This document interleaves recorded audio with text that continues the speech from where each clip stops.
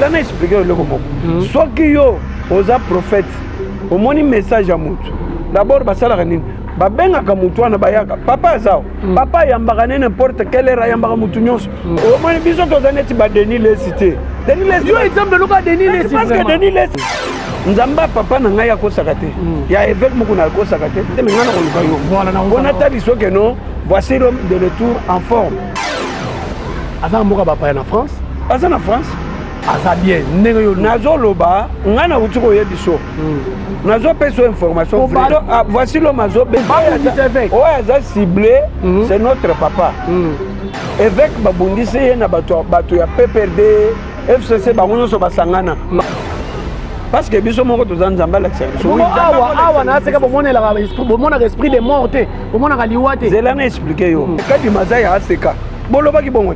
Kadi mazaya seka, est-ce que kadi mazaya seka? Ba bien uta fa kele na kimbangisa uta wa. Papa, bon, ce qui a uta, où est le problème? L'église na bino est-ce que muto soka lobi bongo alobi ma. Na zo loba boye. Liwa yango. Omoni oyaki nango, tapé. Même évêque awo. Évêque akena na Brazza banganga basangani. Ba frapper ye. Tellement que Nzambo basangani na zela na zolo. Boko tu sujet mususu banganga basangani na Brazza. Na zolo ba. Omoni mo aseka beaucoup fait ba tebele. Leti pasteur na pesika comme exemple pasteur wa munena uta kotika. Bon, pasteur Jacques Pambo, exactement na ye akufi. Où est le problème?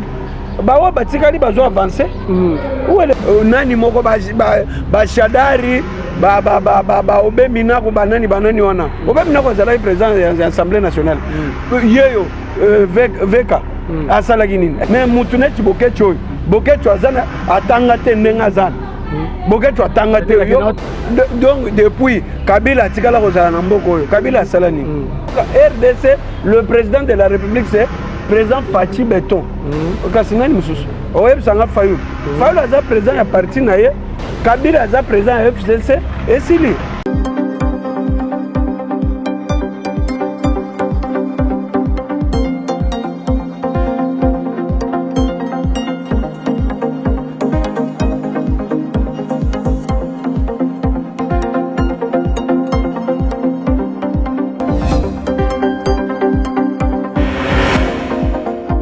Bonjour, bonsoir, ça dépend à Air Bozolanda Bisso, na Vision Plus Télévision. C'est votre humble serviteur, Jerry Kobetox, DCC de la presse, Mopandi Sangonabino. Merci beaucoup.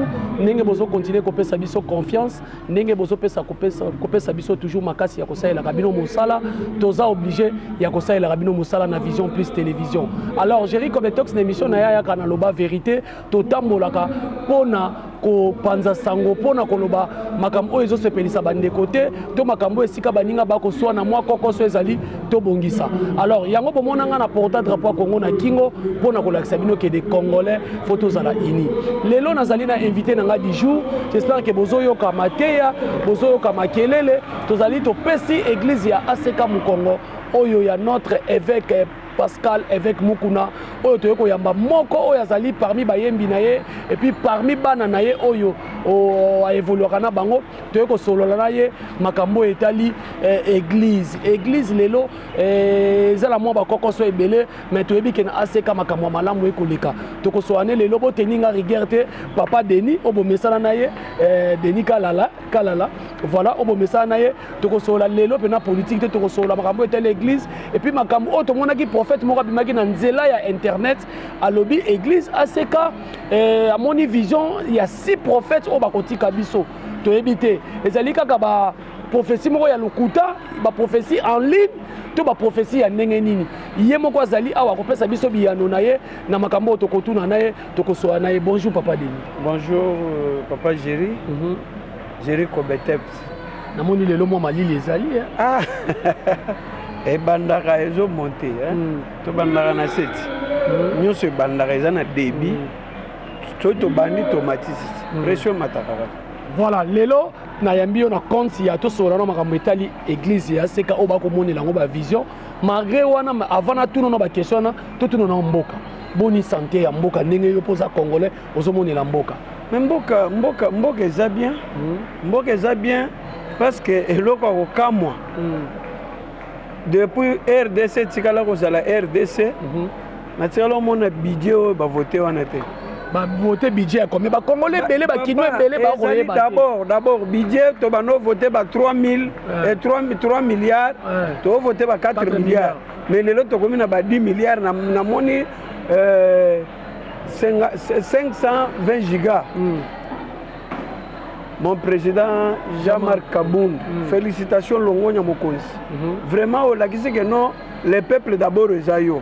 Jean-Marc Kabound a télémi à l'Obinin. Jean-Marc Kabound a zolo bakeno, place ya budget, na budget wana, place ya peuple Ezawapi. Les peuples d'abord, parce que ne l'on peut pas tirer la le peuple d'abord. Bon, place ya peuple Ezawapi na place wana. Ndeko nanga alobi que non bako oublier ta ba salaire na bango ba kata ba salaire na bango pona ba peuple ba se retrouver parce que peuple ba zolo ba bongo pas à ndeko ya IDPS ata ju salaire était na compte ya IDPS akozoma ba kanyaka ibongo ba ninga mususu siko ba tu mususu wana bazamba ba parti te. Donc depuis Kabila tikala kozala na mboko oyo Kabila sala nini nani moko ba shadari ba obemina ko banani wana obemina ko zala président ya Assemblée nationale yeyo veka asala kinini est-ce que asala ke lokwana ke no salaire na bakatango alobate. Donc désormais de République démocratique du Congo, j'espère que ça n'a battu parce que tout le monde a Nigeria à premier, Afrique du Sud deuxième. Pour ça l'échec n'a pas désormais na ko compter to za 40e te tozoya parce que c'est très fort. Au budget to zala na ya 4 milliards. Les autres comme na 10 milliards. Bazo proposer que non 10 milliards example que to comme na 13 milliards.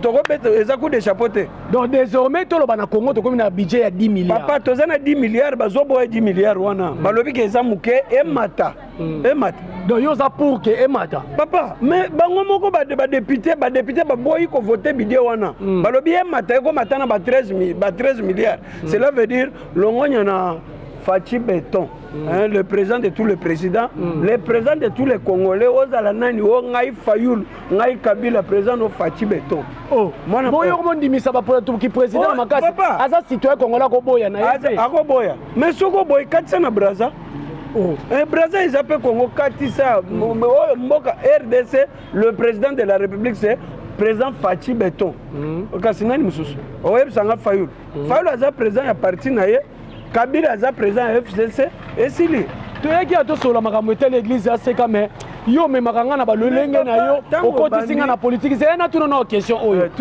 marche ya bandeko na bino PPRD yo mona ke lekaki ndenge nini papa soki marche bato bayebi eloko bazoluka te yo koyebisanga est-ce que PPRD bayebi makambo marche FCC ba marché quand même papa ba marché yo moni te ke marche yango esali nini moi ngai moko na kendaki tina palais du peuple na nini na stade papa Tata Raphaël ndenge bazolo basali fiasco mais batu bayaki belé batu nini batu ngana ye na kuti basangisi Moïse atindi autant $20,000 nani papa banani Katumbi tina na FCC est-ce que yo yebi te Katumbi aza pion ya FCC oyebi yango te Fayulu aza nani papa nazozongiso bato wana ce sont les oiseaux de même plumage ozoboya point ntango ngai tosalaka no émission nayebisaka ke non Fayulu aza pion ya Kabila Fayulu bakenda na marche azalaki nete na marche problème eza nini problème eza ke non balobaki ke non tobimisa tosala photo ya Fayulu na ya Kabila bango mibale batali ke non nani a proposé que Kabila azalaka ex-président Fayulu vont vraiment au lieu tosala tozwa kaka ba photo ba candidat malheureux nani Kabila na nani oyo Shadari soki Shadari wana Shadari wana bazwi elonge batia fiji wana tango bamoni bongo Fayulu abendani tango bakendaki na marche babano tanga komona babano tanga komboka bileska batanga Fayulu voilà nalinga to so ano masola politique te moko tinga na politique ba promettre biso ba sala mikolo yo kanda na kanda jeté bangwana baza pamba baza ba aventurer ba miyibi baza besoin neti oyo muyibi mususu ado ndombasi ndombasi alobaki ke député ya peuple quel peuple peuple nini oyozali peuple nini est-ce que ngai na kondi mutu un député oazana lukutana munoko na alobaki azwaki député mais oyo ezalaki accident oyo ezalaki jipana mais il faut zongo za droit na ye mais il lobi ke ngana boyi pourquoi vous oyez na lukuta ya kana vérité c'est ça un vrai politique na ba to sur la politique de question nga suka politique ndomoni la muka tiesu marche mususu tozoka soki le 13 soki le 16 décembre papa makambo na biso to salango kala toyebi yango to salango boto tikela bango bo salango pe baninga pe basalango papa to besi boto tinda ba la police be nazo loba babeti wanani ozana preuve eza boye ce sont des aventuriers pe perdre muto ya bosolo atikala ko zalate bango nyonso ndenge zo olobi nini pe perdre nani aloba vérité kuna ba miyibi wana nani aloba vérité donc mutu nyonso to na pe perdre aloba vérité o banda minako Shadari tout le monde là. Nous sommes en pleine émission, papa. Nous sommes en pleine émission. Ce sont des aventuriers. Baba miyibi. Oyogate, talati o mona lati lambo yebi pourquoi? Oh, maintenant mon avec Mukuna. Voilà le fils tel père. Voilà, le col obito sur la masolo avec Mukuna to kati mamba politique. J'espère que tali sur ngato sur la mboka. Mboka solo solo yango te. Basala makambo ba osala wana biso ça n'a rien à voir na biso. Voilà, merci beaucoup. Alors, tozo bongisa bango nyonso o ba osala na kadima avant déjà. Muto akolo la kadima zate. Botie na makasi. Balobi zelana expliquer. Nazo expliquer bien. Kadima ezalaki problème wana ezalaki problème kadima n'a rien à voir na fachi. Voilà. Bon, tango yozolo nanga zalaki nene. Kasi bino bango basaki mabe bino sala malamu. Papa biso toza sikoyo linga to bacha ntimba. Soki bacha ntimba ndio moni bien. Mais peut-être tozo mona mboso président assemblée nationale les sala bien. On dit ceci. Donc soki kadima azamuluba. Sikoyo soki kadima parce que kadima nde muto alakisa ngoi mulunda. Babi wana chantage na bino bato papa nazo biso bien oyo aventurer na bino ya mbongo oyo na shole muto kombo shole abando tan komona yakadi matin bayebisa ke oboyi kadima to ye d'abord alingaki muto azala ya province ya président de la république te alobaki bongo o muluba te mais kasi faye bo aider bango botika ngo kaka papa wana lelo nde bokomi kofinisa église kimbangiste komi kofinisa kimbangiste muto azofinga neti bokecho yo bokecho mutuno esalaka bien te bokecho tu es fou toi ndengozana tala elongino ndengozana yo village nazoloba bokecho c'est un aventurier bokecho akende poto na nini écoute-moi bokecho nini asala atonga wapi na kinao bokecho musique nini abeta musique salité ozobeta kimia ke poto nde bokecho atelema finga ye bokecho asala ta musique lokola jibe mpiana lokola werason ou bien falio azobe mikolo mbalo ou bien Richard Watanabe bokecho Mike Kalamba eleki bokecho yango na lobi atika nini bokecho otangi Mike Kalamba pondeko na bino mulubo moni tango na tangi wera wana problème te fali problème te ya Mike Kalamba pourquoi le premier musicien chrétien otangi ka Mike Kalamba papa basé belé naza libre ko tanga Matou Samuel bazali Mike Kalamba Matou Samuel c'est mon vieux Matou Samuel to évoluer na aseka azamo na aseka folotanga ye muto liboso na lobi boye tango kombo yelinga ba bokecho premier aza aventurier aza vilain type bon tala na caméra répondre bokecho na kimia pour afingi église kimbangiste pour na kadima yo bokecho ozana malédiction ndengo za wana il faut yo na ebité yo soki okoya yo yaka na mboko toko RDC za yoti oza malédiqué ndengo zana parce que père spirituel basakana na été kimbangiste baza sérieux bino bokosaki ke kadima za ya aseka bolobaki bongo kadima za seka est-ce que kadima za seka babia uta afakele na kimbangista uta wa papa bon soki awuta où est le problème na lobi boy où est le problème kadima za congolais azana mboka na akosala akende na bima eza problème te akende wapi kadima akosala tu oyo akosala mais mutu neti bokecho azana atanga te ndenga azana bokecho atanga te yo otanga na poto kotanga na poto ezani kotanga poto ezani poto ezelo te po ebele bakende na poto awa mapango na bango batikala eloko te atonga te bateka mapango akende na poto bokecho akima bokecho sala voilà namoni pena ndeko nanga Golf Kalala Denis papa Denis est très fâché to solo sko masolo à église kasika namoni prophète moko na internet alobi amoni liwa ya si prophète na asika mais tozo comprendre asika problème nini eza nango na ba prophète ba komona ka ba liwa bo asika ezala boni asika oyo mère oyo tsika to vandi nazoloba na lobi boyi aseka ezalaka boni ezali ebele ezalaka ebele te aseka eza moko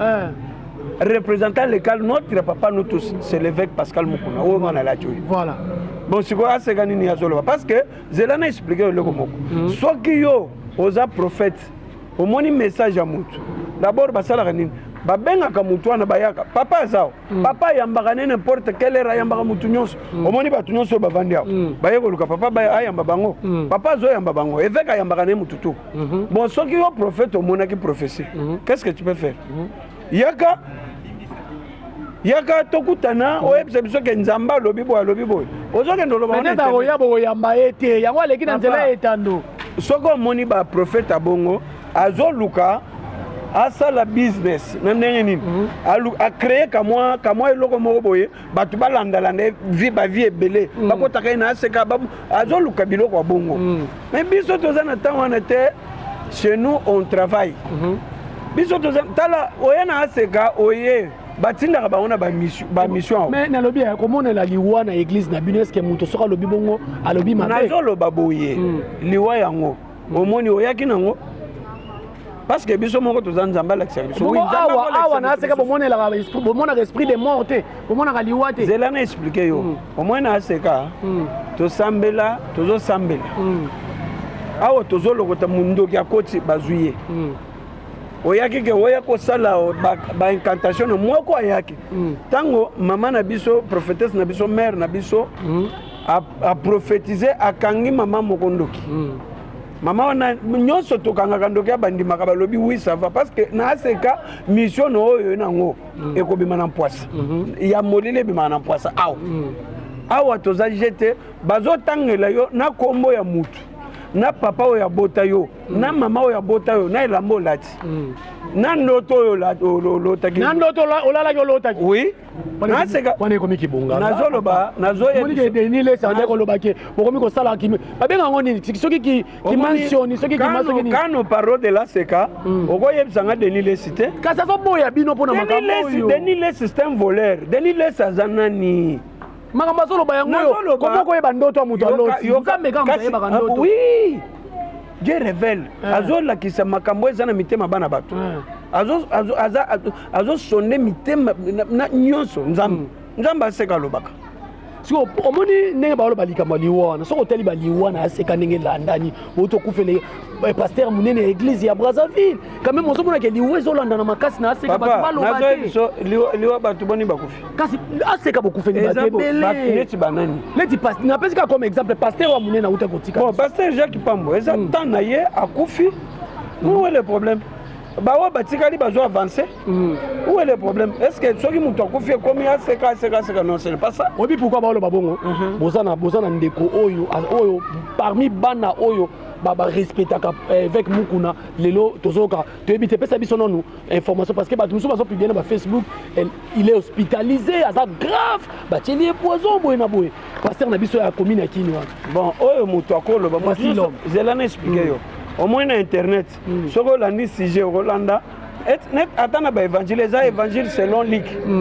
évangile selon Jean selon mutu na mutu aza na lolenge na ye azozwela makambo biso tokoki koloba teke wo boyeboye soki okei na banini wana okoyoka boyeboye oui voici l'homme azobela voici l'homme azobela ndenge aza na voici l'homme aza bien okomona tokozala na yo papa menga nazoloba te mpo nzambe aseka akosaka te nzambe papa na ngai akosaka te ya évêque moko na akosaka te yo tokosala no émission nga na koluka yo koluka ngai te me nga na koluka yo mpona tali soki no voici l'homme de retour en forme aza mboka bapaya na France aza na France aza bien ndenge yo nazoloba nga na uti koyebi so nazopesa information vrai bato bazoloba ke mekana koloba na bandeko mitema na bango ezokisami baoloba ke paster akomi boye ndenge nini bato bazoloba aza grave yo confirme nazoloba oui paster aza mutu paster aza nzambe te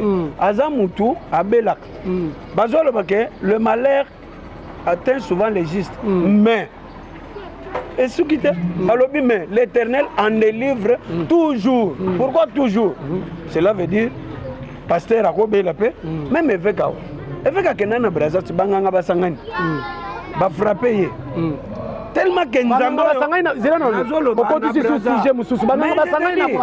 nazoloba omoni mutu oyo aza ciblé c'est notre papa évêque babundisi ye na bato ya PPRD FCC bango nyonso basangana bakoka ye te yo oyebi yango sikoyo liwo bazomoneleza efeke ezowutela nzela bandeko baluka yebi ngai nakotanga bango te mpo baza mike bakabila banani nyonso wana baza mike nakotanga bango te banani oyo soki bakanambe Hippolyte Kanambe baza mike olingi sikoyo mpona yebi vrai olobi na nga moto aza cible eza évêque nde nazoloba mpona étoile na ye parce que tout le monde en parle mokili mobimba soki otuni évêque mutu to ayebi évêque bakoma kobenga ye déranger aderangeaka bato na tv na niveau dérangement na nini donc mutu azoyebisa bino botika boye tozala boye makambo ya nzambe eza boye eza mabe abi azwa tan atavanda na église ateya bandimi mikolo nyonso bolanda ere tak bomonaka te papa na biso atravaka temps plein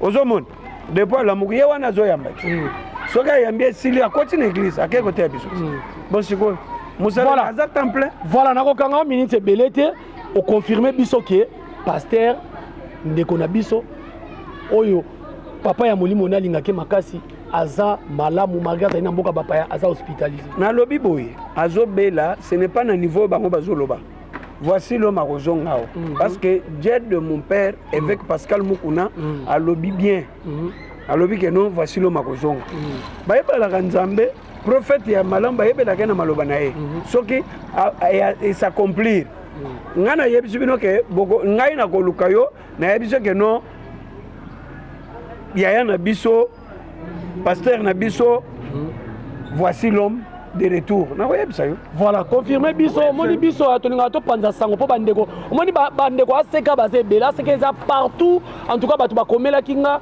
Géry yamba papa Denis tomonaki azalaka naseka bolinga olobelaka makambo ya politique bolobela nano église yango omoni lelo nalingai tolobela église est-ce que c'est vrai eza likambo ya poison est-ce que c'est vrai bon eza boye tokoki kopesa makambo mosusu eza makambo omoni biso toza neti ba Denis Lesi te Denis Lesi yo exemple loka Denis Lesi tikeli ke non sala musala nzambe milimo ebika soki problème ezali papa benge agangeli ye wasilo malobi papa na yoki respect ebele bakendaki awo bayebisaki ke non te omoni ndenge okomi na popularité ebele okomi na bato okolongo no na seka ayebisi yango ke non jamais nakolongo aseka te mutu oyo akomisanga oyo ngai naza lelo c'est évêque Mukuna. Voilà, merci beaucoup. Voilà, tokomi na suka télévision zangonga bolandaki biso nyonso tout bino tout na Vision Plus télévision tozebisa bino bo continuer ko s'abonner bientôt sur TNT Vision Plus télévision tozoya na TNT wana avec la patronne Mama Bella Dinganga mwasi ya mwindu ibonzambe belé tozoya la bino Vision Plus télévision na TNT bientôt sur YouTube et puis TNT bokozwa ba émission oh lokola loba vérité émission loba vérité ça émission peuple tolobisaka mutu nyonso tozali na posa ya koloba pour drapeau à Congo autant on a tiango na kingo ata na Chine bakotala bakomona République démocratique du Congo drapeau il faut qu'on respecte alors papa Denis tokomi na suka bato bakoki ko kanga nini na passage na émission oyo o confirmer biso que mboka ezotambola malamu o confirmer biso que voici l'homme oyo azali tata ya molimo ya bato ebele azali na ye malamu akozonga de retour liloba nini ya suka ko kabwana na biso. Bon, nalingaki naloba mpona prophète oyo alobi ke bayebiseka baprophète six prophètes bakokufa amoni liwa ya six prophètes na wana ezali basali ya Satan. Oh oui, basali ya Satan bayaka mpona omoi na soki asali nini ya bongo azwa mwa quelque chose mais biso na aseka toza bien aseka eza bien prophète na biso neti sœur Mami Tumba Maman Rachel, prophète Timothée, prophète Josué, prophète tout, baza bien, en forme. Prophète Moroté na seka zokufa. Vous comprenez? On est biloko. Donc yo confirmé biso vision wana pasteur wana prophète wana moni eza ya lokuta. Azali prophète te. Baza ba charlatan. aza prophète nazoloba je pèse mes mots quand je parle aza charlatan aza prophète te voilà bango baloba bongo soki omoni prophétie yaka nango yaka benga mutu yebise ke non namoni boy yo ozokende otelemi na télévision oyo nalobi mpo osani. Voilà, merci beaucoup de comme la souga. Ce sont des aventuriers. Bon, naïbisi bana na nzambe libota na nzambe bozala bien na aseka tout ça va. Voici l'homme à Ozonga. Voici l'homme à Koyawa. Ngana kosala émission to kosala ne susu naïbisi bino ke non papa na biso ya na biso pasteur na biso dirigeant na biso mukambi na biso azongi voici l'homme en forme. Et là on a koyebisa bino makambo tout ça va. Aseka ça va tout le monde boya tozana musala munene we bandi musala bandi ya bien place nini satan koteli na vie na yo okozala ozana misala songolo moninga tindio keno kendo sombela ngelo kokosi ye satan kotela kawana mais boya ngai na ko expliquer te parce que papa ye moko ye muto azote sikoyo aseka ça va bolanda ba makela wenza te bolanda après prédication papa prophétie le kaka. Voilà. Napesi mbota trop na mon président excellence na benga excellence Eric Kabamba mobali ya mama Rachel président ya yangwana na mon président le valable pastoral Trésor Mukuna mobali ya mama Betty ya yangwana na bosanité prophète Mardoché lui sur Nzambe yebiselanga pe prophète royana mimosa prophète dans l'église à Mimosa, ACK Mimosa, il faut bientôt y en avoir. Bon, merci. Le révérend pasteur Bali Bambi. Bali Bambi. Il y a eu un wana bana évêque mukulu. Azaye mokote ba Mardoché. Oh bato ba sala fierté ya musique na ACK. Lelo ba ko ba pasteur et puis ba pasteur responsable ba pasteur moko respect na papa na bango. Bango nde bazolanda lokolo ya voici l'homme. Pasteur Mardoché Kachala. Pasteur Bali Bambi, vraiment papa Togoya, bana ACK Brikin, papa Nabiso, oui, que papa Otako Bala, voilà. Abali moi c'est TikTok. Voilà, merci beaucoup. Bon, voilà, numéro de contact Nayo. D'abord, on a bonne sanité. On a bonne sanité, sonorité de son. Emma son, mobile à maman Mireille. Na lumière, na bonne sanité, Willy Courant, Bangonyoso, Willy Courant. Papa Emma son. Donc makambo eza bien. Voilà, numéro de téléphone. Numéro de téléphone plus 243 85 39 1300. Plus 243 85 39 1300. Numéro na ngai yanga moko wana ko benga okuti ngai. Voilà. Mais balongola makama ba deni laissé au ba prophète, ce sont des ambrières, ce sont de farceurs. Voilà, merci beaucoup. Nous sommes à la fin de votre émission Loba Vérité. Émission Loba Vérité, les émissions Nabino, tout ça et la Rabino, pour nous sepelisa mité manabino, to yamela gibino papa Denis Golf Kalala, auto solo nae likamboya prophétie o ebimi, ouais bandeko na biso ba prophète mususu. Si prophète bamoni liwa na kati église ACK to solo na eboki a confirmer yango et to solo likambo ya mboka et puis to solo moi makambo ebele na pesi bino merci na bino tout bolanda biso na Vision Plus télévision quant à moi na ko bisa bino ka bozala toujours scotché et branché na chaîne na bino merci à maman Bella Dinganga mwasi ya Mwindu Yangolo, merci beaucoup pour l'opportunité. Merci beaucoup à notre coordonnateur Trésor Walukom. Merci beaucoup na bino tout bolanda ki biso maman pasteur Titi la source Dani Ndila na Bible et puis na Pesimbote na Nana Quadra vrai warrior et puis ba mbote belé na Adri Chamotomètre beba zibeba et bino tout bolanda ki biso tozaki bongo na papa Denis bomoni tozali na église ya ACK et sika toyaki ko sa l'émission parce que tangu tokoloba makambo ACK faut que ça l'émission na ACK po tozo vérité na source. Voici l'homme au babia zali na libanda ya mboka akoya a confirmer akoya batika ko sala ba chantage ki aza poisonné boye na boye bomoni a confirmer on surtout pour na ngai na tiki bino émission Loba Vérité sili bobi masiko na balabala bo polémique bato boyi na ba poto botika ba laptop botika ba écran plasma bon solo la sco bato mibale est-ce que malobi bato lobi otokosi tokutana la prochaine occasion bye.